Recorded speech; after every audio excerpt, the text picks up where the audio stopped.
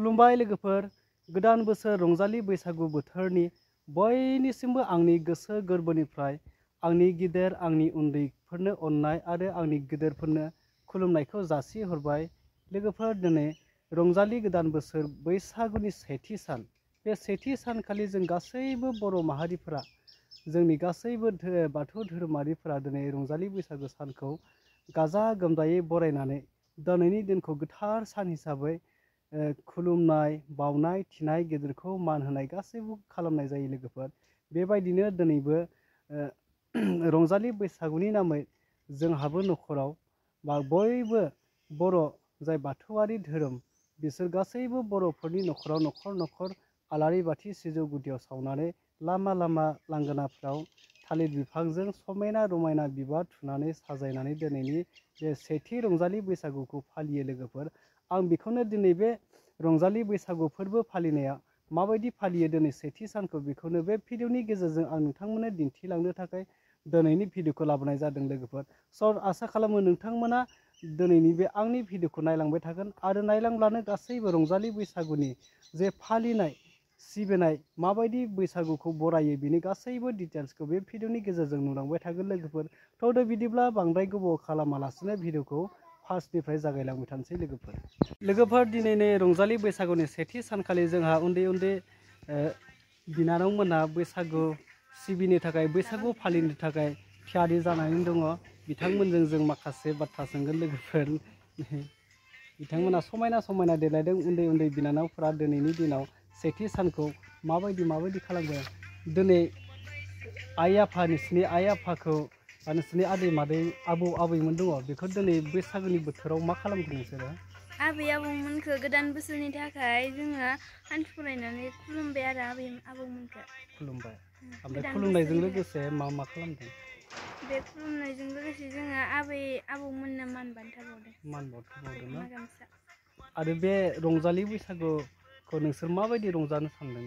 देग्लायनि रंजालि बैसागुखौ देग्लायनि रंजालि बैसागुआव जोङो माने बिदिनो रायजो जमा जानानैहाय जोङो ग्रुप मा होनो आबै आबौ, आइ आफा आरो आंनि दादा फंबाय बिसोर गासिबो रंजागोन आरो मोजाङै मोजां बोथोरा माने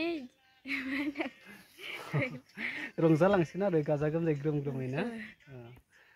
बिराद गोजोननाय मोनदों नामा बैसागु बोथोराव? आरो बैसागु बोथोराव रंजानो थाखाय नोंसोरा गावनि एक्सपार्टखौ देखायनो थाखाय नोंसोर माबा मोनसे सोलोंबाय थादों नामा? गावनि टेलेन्टखौ देखायनो थाखाय सोलोंदों। मा सोलोंदों? मोसानाय सोलोंबाय थादों।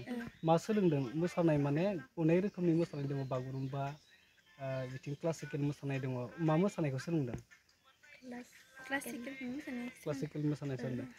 नुबाय लोगोफोर, बिथांमोना दिनै उन्दै उन्दै बिनानावफोरा बैसागो रंजानो थाखाय बिराद एक्साइटेड जानानै दङ। बिथांमोननि थाखाय नोंथांमोना खनसे लाइक थुनानै हो आरो आसा खालामो फैबाय थानाय समाव बिथांमोना जे उन्दै उन्दै बिनानावमोन दङ, बिसोरो फैबाय थानाय समाव मोजां लामाजों आवगायनानै गावसोरखौनो सासे मुंदांखा, सासे मोजां महरै, मोजां सुबुं महरै गावसोरखौ खालामहैनो हायो आरो बिथांमोननि साननाया दिनैनि बे रंजालि बैसागु बोथोरनि समाव जाफुंथों। बिनि थाखाय बयनिसिमबो आं गोसो गोरबोनिफ्राय खावलायहरदों। बिथांमोननि थाखाय खनसे लाइक थु आरो बिथांमोननि थाखाय आर'ज खालाम जे बिथांमोना दिनैसिम गावसोरनि हारिमुखौ दिन्थिनो थाखाय, गावसोरनि टेलेन्टखौ दिन्थिनो थाखाय एसे मोसानायबो प्रेक्टिस लाबाय थादों होनदों। बिथांमोननि मोसानाय प्रेक्टिसा माबायदि जाफुंगोन, आं बिनि थाखाय दिनै बे रंजालि गोदान बोसोर बे सेथि साननि समाव आं इसोरनिजों लोगोसे बयनिसिमबो आंनिफ्राय गोसो गोरबोनिफ्राय साबायखर बावनाय थाबाय लोगोफोर। आरो बिनिफ्राय आं माखासे भिडिअखौ बे भिडिअनि गेजेरजों माखासे जोंनि दिनैनि रंजालि बैसागु फालिनायखौ माबायदि फालियो बिनि गेजेरजों आं माखासे भिडिअनि गेजेरजों दिन्थिलांनो नागिरबावदों लोगोफोर। स' नोंथांमोना भिडिअखौ नायलांबाय थाब्लानो गासैखौबो बुजिलांगोन।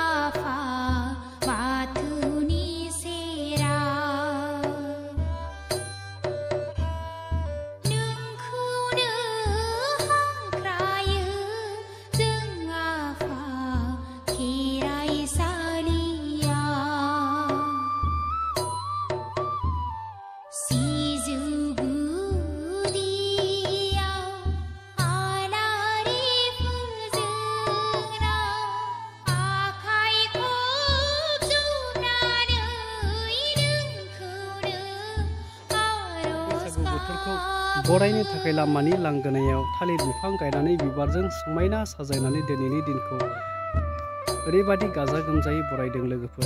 आं बेखौनो दिनै बे भिडिअनि गेजेरजों दिन्थिदों आरो थालिर गायनाय बे थालिर गुदियाव माखासे जोंथि माथि आलारि बाथि फोजोंनानै गय जरासे फाथै जरासे आरो धुप सावनानै बे दिनैनि गोथार रंजालि बैसागुनि सेथि सानखौ गाजा गोमजायै बरायो लोगोफोर। आं बेखौनो दिनै नोंथांमोननो दिन्थिदों लोगोफोर। नोंथांमोना भिडिअखौ नायलांबाय था। गासैबो न'खर बे साजायनाय हारिमु दिन्थिनाय बा बैसागु रंजालि बैसागुखौ बरायनाय बे गासैबो आदबखौ बयनिबो न'खराव नुजोबो लोगोफोर। आं बेखौनो दिनै बे भिडिअनि गेजेरजों दिन्थिदों लोगोफोर।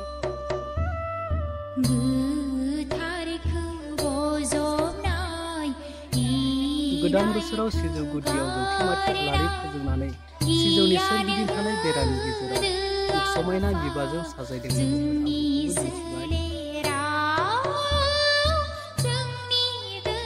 लोगोफोर। बे जाहैबाय माइनाव दोनग्रा न'। बेखौ माइनाव न'सा होननानै बुङो।